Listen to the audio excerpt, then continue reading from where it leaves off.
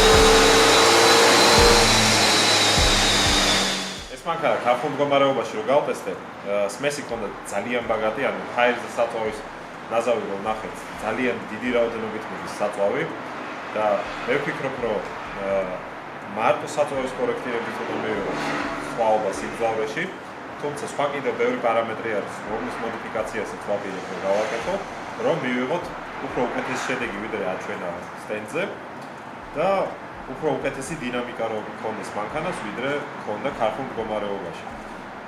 ფლობელმა როგორც თქვა, გაზომა 100-200 საჩქარება და 7 წამი ჰქონდა. მე პირადად არ გამიზომია და არ ვიცი რამდენი იყო ზუსტად, მაგრამ ნუ მისი თქმით 7 წამი იყო და ვენდო სიტყვაზე.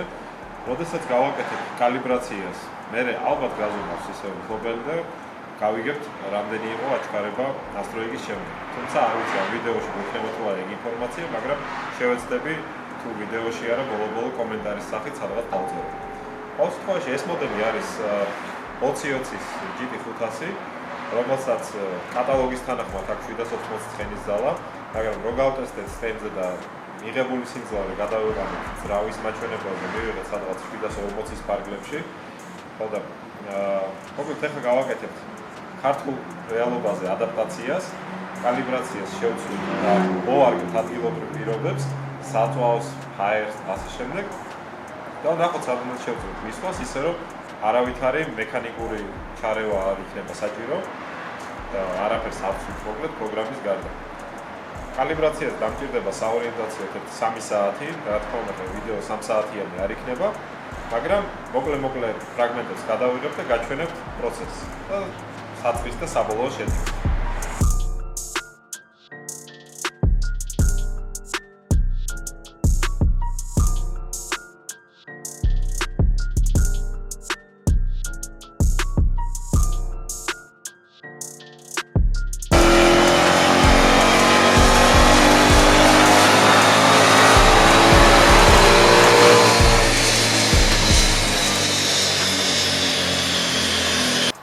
ესე იგი, ამ მანქანის ძრავის კომპიუტერი არის ცოტა უფრო გართულებული, ვიდრე მისი წინამორბედები იყვნენ. რა თქმა უნდა, წინამორბედებსაც და ამასაც აქვს დაახლოებით 54 სხვადასხვა რუქა ზაჟიგანის სამართავად და არ ვიძახი კორექციების რუქებზე, რომელიც არის კიდევ რამოდენიმე ათეული, საწვავის რუქებით საკმაოდ ბევრია და არ არის ისე რომ რაღაცა ერთ ჯადოსნურ ცხრილში გაწერ რაღაცა ჯადოსნურ ციფრს და მიიღებ რაღაცა საოცრებას. ეგრე აქ არ ხდება და ვერც მოხდება. საკმაოდ შრომატევადი საქმე არის ამ კომპიუტერის კალიბრაცია, იმიტომ რომ ძალიან ბევრი პარამეტრი არის, რომელიც უნდა შეიცვალოს და რომელიც უნდა იცოდე რა შეცვალო, რომ მიიღო ესა თუ ის შედეგი და რომ შეძლო საერთოდ წინ წასვლა. არ არის ნამდვილად მარტივი და ეს რაღაცა 5 წუთიანი საქმე, რომ უცებ ჰოპ ჩაასწორო და წახვიდე. და ეს ეტაპობრივად მივყვები, ვაკორექტირებ, შემაქვს ცვლილებები და მე ყოველ ნაბიჯს ტესტავ. ესე არის ზოგადად და არა ის რომ რაღაც მზაფაილი ჩააგდო, ეგაა ძმა, მზად არის, წავიდა. ხო და ყოველ ნაბიჯს სჭირდება დაკვირვება, ტესტირება, ნახო წინ მიდიხარ თუ უკან მოდიხარ, გაძლევს სხვაობას თუ არ გაძლევს სხვაობას. მე ისევ შეგაქვს ცვლილებები, აკორექტირებ, ისევ ტესტავ, ნახულობ, აკვირდები, რა შედეგი მიიღე, როგორ მოყვება მანქანა და როგორ მოსწონს თუ არ მოსწონს, ესა თუ ის კორექტირება. და ესე ძალიან პატარა ნაბიჯებით უნდა წახვიდე წინ, რომ მაქსიმალურად უსაფრთხოთ და სტაბილურად მიიღო რაღაცა უკეთესი დინამიკა თუ უკეთესი სიმძლავრის შედეგი.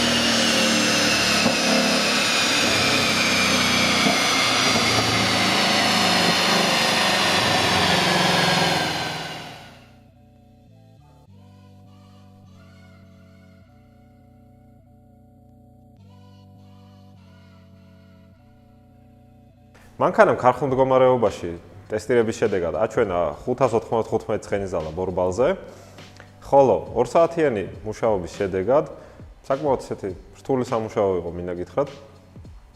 მივიღეთ საბოლოო ჯამში 622 ცხენის ზალა ბორბალზე. იყო შედეგი 627, 630 ცხენის ზალა, მაგრამ მოვაკელი და გავჩერდი 622-ზე, იმიტომ რომ მოთხოვნა იყო რომ ყოფილიყო მანქანა მაქსიმალურად უსაფრთხოდ, გამხდარიყო უფრო მძლავრი, მაგრამ მაქსიმალურად უსაფრთხოდ, რომ მანქანას რაიმე პრობლემა არ შეექმნას და რაღაცა სახიფათო ვითარება არ იყოს. ამიტომაც შევზღუდე სიმძლავრე 622 ცხენის ზალამდე ბორბალზე. ნამატი გამოგვივიდა 27 ცხენის ზალა ქარხულთან შედარებით. კარგი ნამატი არის იმის გათვალისწინებით, რომ წნევა არ გაზრდილა, მანქანა ქარხულ მდგომარეობაში უბერავს 0.7 ბარს მხოლოდ და 0.7 ბარზე გამომუშავებული 622 ცხენის ზალა ბორბალზე ძალიან კარგი შედეგია და ეს იმის მანიშნებელია, რომ წნევის გაზრდის შემთხვევაში ამ მანქანას საკმაოდ დიდი პოტენციალი გააჩნია. საქართველოში მე არ მინახავს ეს 2020-ის მოდელი GT500-ის სხვა მოსიარულე, თუ ყავს ვინმეს დიდი სიამოვნებით ნახავ სხვისი რას გამოიმუშავებს. ხო და დღესაც პრინციპში სულ ეს იყო.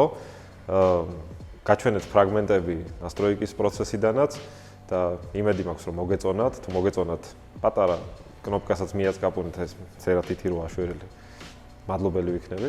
ხო, თუ ჯერ კიდევ არ გაქვთ გამოწერილი ჩვენი არხი, აუცილებლად დააჭირეთ subscribe-ს და მიაწკაპუნეთ ზარსაც რო არ გამოტოვა ახალი ვიდეოები. დღესაც სულ ეს იყო. დიდი მადლობა ყურადღებისთვის. მოკლედ, ნასტროიკის შემდეგ გავიდა არ ვიცი რამდენი ხანი არ მახსოვს ზუსტად, მაგრამ ეხა გარეთ არის მინუს ყველა, -2 თუ რაღაცა -3 არის, მცივა იტუქში ძალიან რა. ხო და ამ პერიოდში მომხმარებელმა შეუკვეთა intake-ი, high-ris ფილტრი ჩამოიტანა, რომელიც არის გრანდიოზულად დიდი. ხო და გავტესტეთ მანქანა, შევიტანე პროგრამული ცვლილებები, დავაკალიბრე intake-ის მიხედვით და საბოლოო ჯამში მივიღეთ ძალიან კარგი განსხვავება. ესე იგი, ბოლო შედეგი ჰქონდა ბორბალზე 622 ცხენის ზალა. და ეხლა მანქანამ გამოიმუშავა 687 ცხენის ზალა ბორბალზე, რაც არის 65 ცხენით უფრო მეტი ბორბალზე, ვიდრე ქონდა მანქანას ბოლო კალიბრაციის დროს.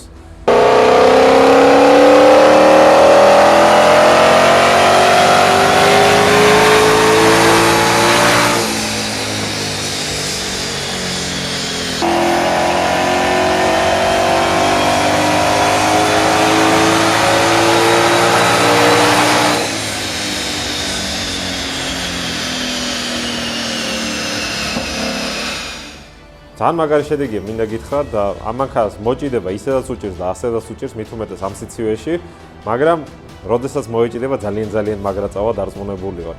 ხო და იმის გათვალისწინებით რომ წნევა უცვლელი დარჩა, საჟიგანის კუთხე უცვლელი დარჩა და უბრალოდ მცირედი კორექტირება შევიტანე მაბრუნებელ მომენტში, ცვლილება შევიტანე დროსელის რეაგირებაში და ზოგადად დროსელის ყოფაქცევაში, ცვლილება შევიტანე სმესში. საბოლოო ჯამში გავასწორი ყველაფერი ისე როგორც საჭირო იყო ამ ინტეიკისთვის და მივიღეთ აგერ ბორბალზე 65 ცხენით უფრო მეტი, ვიდრე ქონდა ბოლო კალიბრაციისას. პრინციპში სულ ეს იყო დღეისათვის. ეხლა უკვე ნამდვილად დასრულდა ეს ვიდეო. დიდი მადლობა ყურადღებისთვის. თუ არ გაქვს გამოწერილი ჩემი არხი, აუცილებლად დააჭირეთ subscribe-ს, იმიტომ რომ თქვენ პატივცემულო მაყურებლებო 65%-მდე მაყურებლების ხართ არა გამომწერი. და ძალიან ცუდია. თუ მოგხდოთ ჩემი ვიდეოები, დააჭირეთ subscribe-ს და გამოიწერეთ ჩემი არხი, მიაწკაპუნე პატარა ზარსაც, რომ არ გამოტოვო ახალ-ახალი ვიდეოები. თანაც ეხლა ცოტა ხანში უკვე ამერიკიდანაც შემოგაშველებთ ახალ-ახალ ვიდეოებს და იმედია, რომ იქ უფრო საინტერესო კონტენტი იქნება მოგროვილი, ცოტა განსხვავებული და რაღაცა ისეთი, არ ვიცი მე თუნდაც რა იქნება, მაგრამ ყოველ შემთხვევაში გამოიწერე არხი, რომ არ გამოტოვო ახალ-ახალი ვიდეოები. დიდი მადლობა ყურადღებისთვის, მომავალ შეხვედრამდე.